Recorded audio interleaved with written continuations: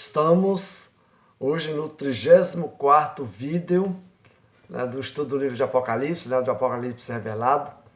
Eu gostaria de fazer menção que no vídeo anterior, o 33º, eu inadvertidamente pronunciei 13º, mas pela quantidade dos estudos vocês perceberam que se trata do 33º.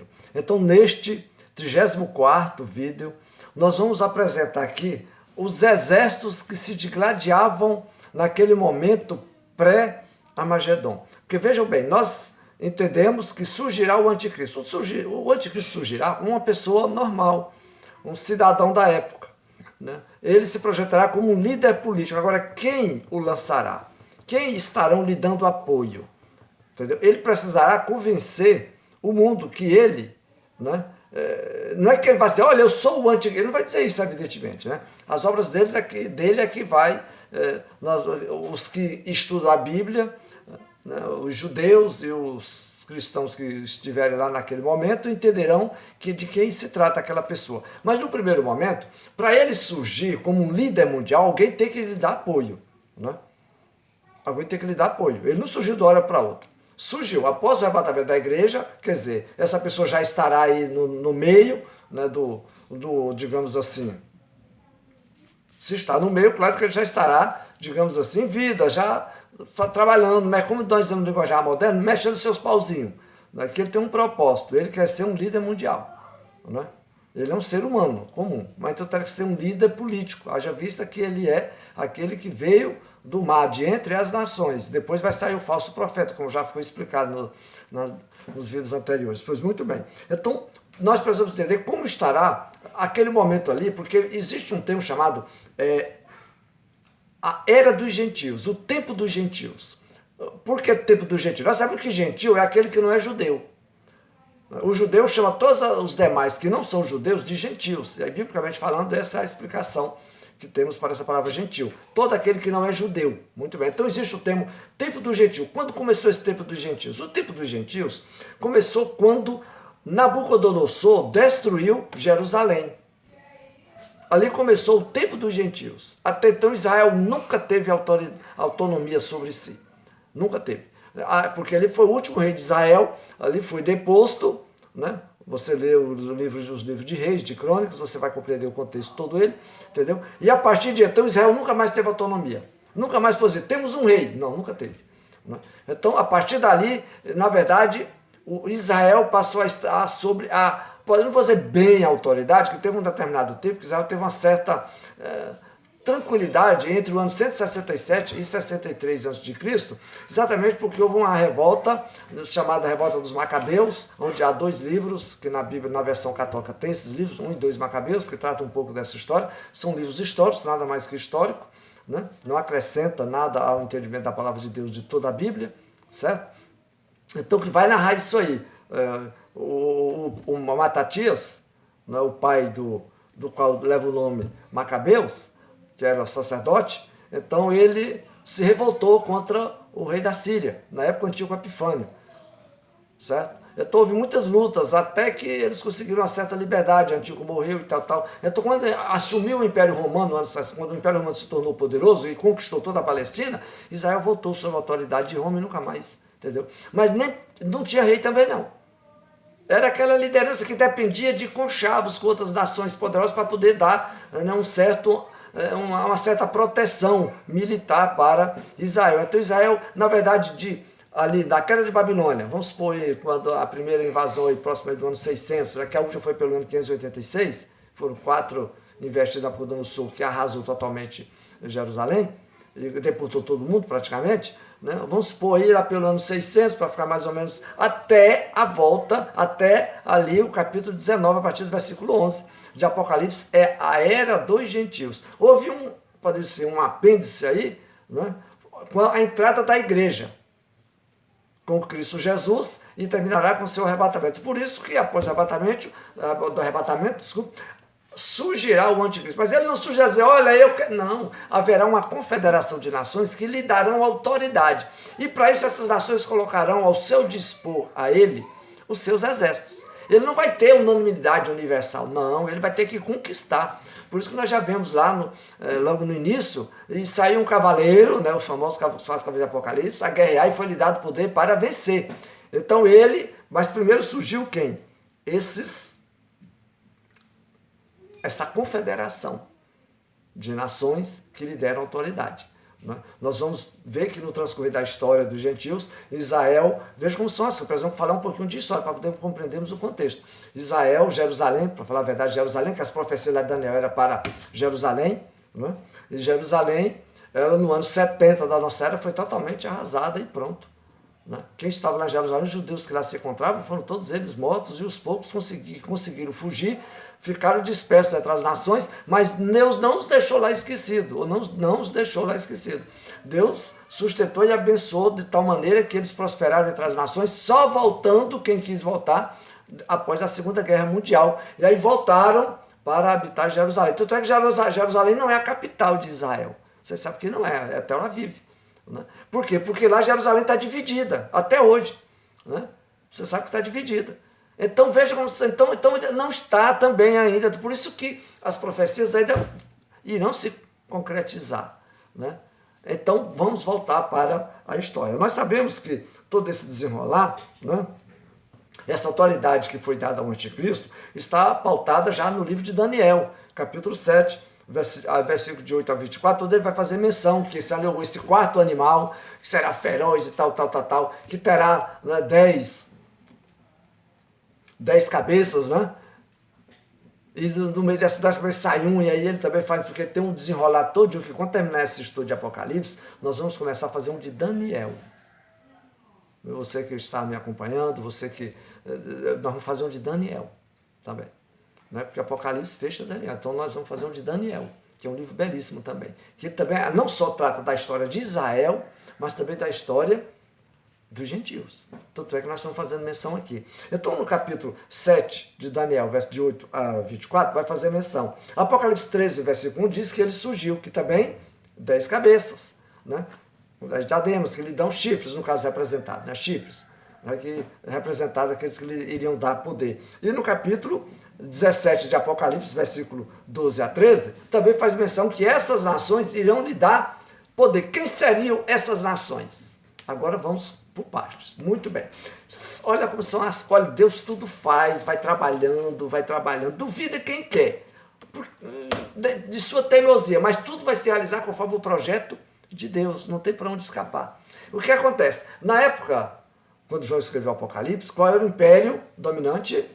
O romano. A partir do ano 63 a.C. Só que o Império Romano já existia muito antes. Mas tudo bem, ele passou o apogeu. O apogeu. Então, no primeiro século, lá estava Domiciano. Foi cruel, que criou várias leis, ele se tornando Deus e etc. Todos tinham que adorar e tudo mais. O Império Romano, vocês sabem um pouquinho de história. Ele caiu, segundo os historiadores, evidentemente. Caiu, segundo a história, ele caiu no ano 476. Por quem? Quem foram esses? Foram tribos, nômades do norte, bárbaros, que invadiram o Império Romano, e como foram vários, então eles se dividiram, formando ali o Império Romano, que era só uma área geográfica só, entendeu? Sob a influência dos Césares, que foram conquistados através da força, certo? Então eles invadiram e foram dividiram naquele primeiro momento entre 10 nações, 10 povos. Cada um foi ficando com o seu quinhão, com o seu pedaço. Muito bem, está cumprido. Então ali estava, digamos assim, o Império Romano se dividiu, podemos dizer assim, e surgiu o quê? A Europa. Certo? A Europa. Com esses primeiros aqui. Depois foram se multiplicando para você ver como tudo vai acontecendo conforme o projeto de Deus. Então aqueles 10 estão lá. A história correu, caminhou, a respeito dessas 10 nações originais. Hoje a Europa é muito grande, já não são só mais 10. Fizeram que agora um tratado comum europeu. Tendo por base, começando com aquelas primeiras, e temos agora, mais recentemente, o Tratado Comum Europeu, o Mercado Comum Europeu, como queiram. Pois muito bem. Olha a história. Caminha. Então nós vemos nas profecias, principalmente de Daniel 2,33, a respeito daquela estátua que vai de cima para baixo, chegando aos pés, de ferro misturado com barro. Aí uns aí dizem que é uma nação forte ao lado de uma fraca. Nada disso. Nada disso. Faz menção, claro, a que chama da teoria dos 10 dedos. Né? Nada disso. Realmente as nações foram lá, mas aí começa a dizer o quê? Que o barro com o ferro não se mistura, o ferro é forte, mas o barro não é. Certo? Então essas nações nunca se entenderam, ao contrário, passaram no transcorrer da história se digladiando, né? Uma querendo eliminar a outra. Nós sabemos perfeitamente isso pela história, franceses, alemães, ingleses, né? Escoceses, essa turma toda se matando, né? Um querendo dominar sobre o outro. Então nunca houve paz entre eles, nunca se entenderam, mas agora chegou a hora deles começarem a querer se entenderem. E parece que já não está caminhando muito bem, que a Inglaterra parece que já saiu desse mercado comum. Mas vamos lá, está no meio, certo? Então a Europa se ampliou. Então nós precisamos entender que o Império Romano, ele se ampliou, certo? Porque tudo isso vai para o campo escatológico. Se ampliou. Sim, mas e aí, pastor Ben? E aí que aí a Europa está aí. Então, primeira conclusão que nós tiramos, né? Que o anticristo vai surgir de onde? Da Europa. Quem vai lhe dar autoridade? Pelo menos dessas 10, que o texto é muito claro, faz menção de 10, mas pode ser ampliação, o mercado, ou seja, a Europa unificada. Né? Mas como o texto diz, fala em 10, e aí tudo tem na palavra se realiza, se concretiza conforme está. Então, o núcleo, que são hoje, na verdade, a gente fala Europa, são várias nações, mas na verdade quem decide é aquele núcleo de sempre, você sabe qual é. Né? As principais, as que lá de trás que deram origem, é elas que decidem, são as mais ricas em relação às outras nações da Europa. Todo mundo ali está circulando em volta deles. Correto? Então, muito bem. Então, quando acontecer esse momento, chegou o arrebatamento da igreja, o anticristo já estará na terra. Já está, né, trabalhando, se mexendo. Então, chegou o momento. Então, ele se apresenta, saindo dessas 10 nações, por isso que o texto que nós já explicamos lá atrás faz menção, lhe darão o quê? Autoridade, com aquelas ideias brilhantes, né, tremendas, de mercado comum universal e todo mundo, de unificar todo mundo. Só que nós precisamos entender que nem todo mundo vai concordar. Você acha que os asiáticos vão concordar com os europeus? Os africanos? Não. Não. A Rússia vai concordar? Ah, muito bem. Também não. Entendeu? Também não. Porque a gente, quando olha para o anticristo, acha que ele já está dominando tudo. Não, senhor, não foi assim. Não é assim que a Bíblia apresenta a situação. Então, para você começar a compreender, então surgiram as confederações. A europeia, começando por essas 10. Não sabemos se todas as... Porque ali na Europa tem países ali que já estão mais do leste, já fazem mais parte ali de quem? Da antiga União Soviética. Não esqueça desse nome. União das Repúblicas Socialistas Soviéticas. Nunca esqueça desse nome. Antiga Rússia, que aí depois, né, se dividiram todo mundo, e já está todo mundo ali na Europa, mas só que na hora do... Né? Você acha que eles vão ficar do lado da Europa? Não, porque a ascendência deles, os ancestrais deles são comuns. Não veja aqui nos estudos seguintes. Porque a Bíblia faz menção desse povo. Correto? Então, nessa primeira, nós gostaríamos de apresentar o porquê que surgirão 4 grandes exércitos que se digladiarão pelo poder universal. Entendeu? Quem ficará? Quem subsistirá? Eu queria apresentar em cima da história, porque para a gente compreender isso. Né? Então o anticristo surgirá no meio dessa primeira confederação, que com certeza, por isso nós vamos usar o termo aqui, romano, Império Romano, representado pelo anticristo, porque são os mesmos que estão lá. A mesma área geográfica agora ampliada. Né? E o núcleo dessa confederação vai dar autoridade ao anticristo. E isso colocarão a ele os seus exércitos à disposição, porque precisa impor aquelas ideias para o resto do mundo, e nem todo mundo vai concordar. Certo? Muito bem. Então, isso aí. Feita essa apresentação, no próximo vídeo nós vamos começar, para não ficar assim muito longo, nós vamos começar a apresentar os exércitos. Logo após o arrebatamento da igreja. Porque você precisa compreender, antes que chegue lá, que no início da semana é só tranquilidade sobre a terra. Quer dizer, as guerras que tem lá, que nós vemos lá no início, logo lá, dos selos, exatamente o anticristo se impondo. Mas não há nenhuma perseguição para cristão, não há nenhuma perseguição para... Ao contrário, ele vai fazer uma aliança com os judeus, para proteger os judeus exatamente dessas outras nações. Aí, o motivo de tanta guerra que vai existir. Certo? Muito bem. Compreendido esse preâmbulo aqui, essa apresentação? A partir do próximo vídeo estaremos falando sobre esses exércitos, porque senão nós não vamos compreender, terminar de compreender o Apocalipse. Deus te abençoe.